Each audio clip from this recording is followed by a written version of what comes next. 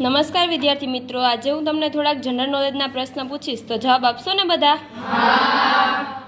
તો પહેલો પ્રશ્ન છે, ભારતની લોકસભાના પ્રથમ સ્પીકર કોણ હતા?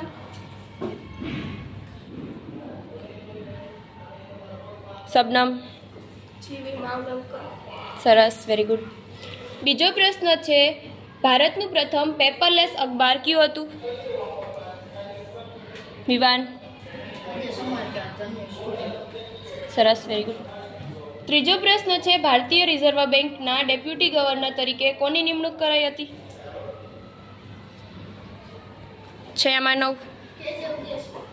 સરસ, વેરી ગુડ. ચોથો પ્રશ્ન છે, લોકસભાના પ્રથમ મહિલા સ્પીકર કોણ હતા? ગૌતમ કરન? સરસ, વેરી ગુડ. પાંચમો પ્રશ્ન છે, ભારતની સૌથી પહોળી નદી કઈ છે? પ્રિન્સ?